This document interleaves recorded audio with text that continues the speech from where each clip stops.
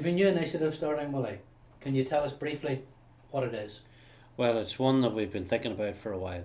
Basically, it's us providing a service to the families of the people who have been murdered and maimed, not only in Northern Ireland but further afield, where we will offer a service to track down the individuals involved in murdering people's loved ones and facilitate them to confront them.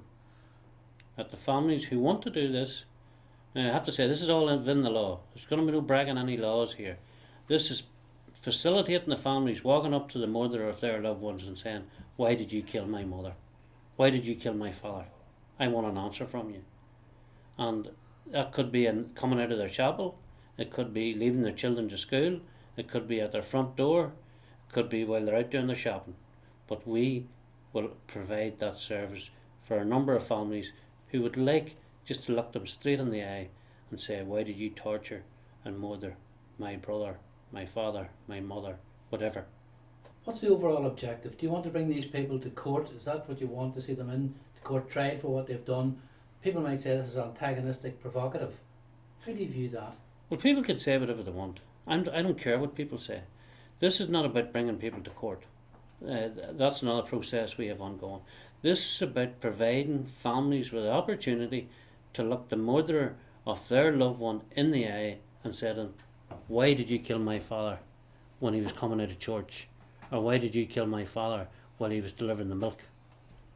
That's what families, not all of them, but a number of them would like to do.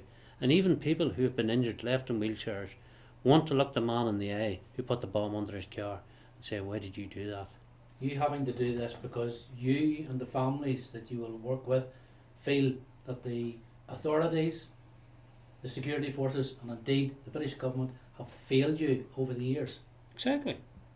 Like, people will talk about what they've done for the victims. I will debate with anybody, anywhere, and as many as they want, exactly what's been done for victims. And I can tell you now that the majority of things that is done for victims has been to hinder us in our path. They talk about the money that's been put into victims.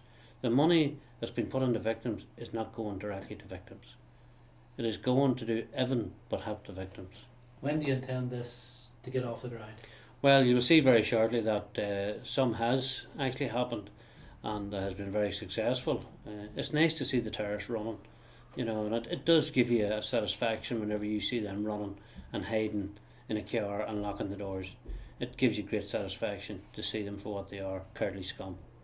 The service that you're offering, do you view it as providing a degree of closure for those who have suffered directly at the hands of IRA terrorists? It's one of the things that will bring closure for the families. We're sick and tired of people telling us what we need and how we need to move on. We're sick and tired of people saying that, it's costing so many million to police the past. It cost us the biggest price of all to police the past, because it was our loved ones' blood that run down through the roads and through the fields of South Armagh and indeed other parts of Northern Ireland. So people shouldn't talk about price, because you can never put price on blood of your loved one, or the loss indeed of not only one or two but sometimes 4, 5, 6 members of family. You can't put a price on that. You will face opposition. Without question you'll face opposition from PSNI, from government bodies. You're determined to make this work? Well, the opposition from the PSNI will not really come into it, because the areas we probably will be going into, the PSNI won't be there. So I can't see much opposition from them. And I'm not talking about the ordinary fellows on the ground, I'm talking about the senior boys here. We will not be breaking the law. We will be doing nothing illegal here. We will be providing a service whereby people will have the opportunity, maybe some of them before they actually go to their deathbed, to confront the people who murdered their loved ones. That's what we're doing. It's one way of helping people to move on. The British government have released a press statement today in relation to funding and compensation monies from the Libyan government. How do you feel, having read that document, how do you feel now about the situation? Well, I'm encouraged. The fact, people have to remember 10 years ago they laughed at us whenever we first started this. Now some people have become involved, and okay, there's people who are jumping on the bandwagon trying to take credit. We're not interested in credit. The fact is how this started and how we're coming to a conclusion. The British government are now involved, and I believe there will be a positive outcome where the victims will benefit out of bringing Libya to the table to talk reconciliation, whatever you want to call it, whatever the buzzwords are at the minute. But at the end of the day, it is another way of bringing closure for a number of victims in Northern Ireland. And we welcome the fact that the British government is now on board with and actually making public statements. The fact that they're making public statements has to be very encouraging. There's a play on words. You mentioned the word reconciliation. Do you feel that maybe political jargon, political speak could be used to channel monies away from directions that they should initially go to? Well, the only thing I would say about that, the people who know me trust me, the majority of them. There's also the people within the Protestant community who hate me every bit as much as the IRA do.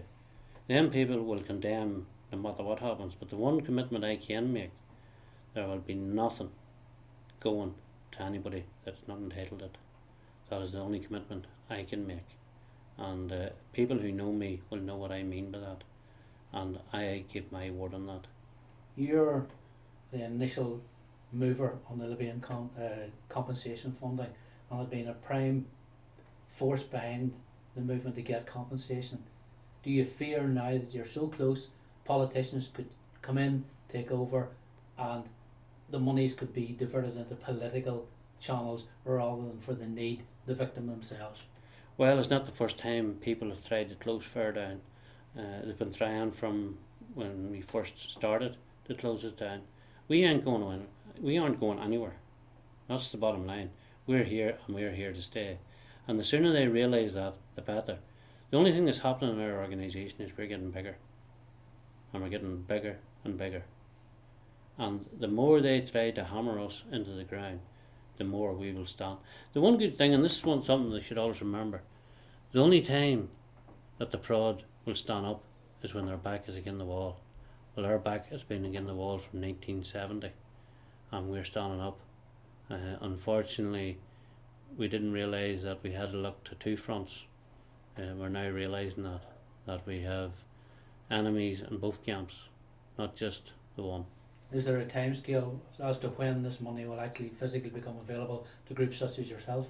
Well, we don't know. We can't put a timescale on that because there is other people here. There's the legal team, there's the Foreign Office, there is other people heavily involved and are more up to date than what we are.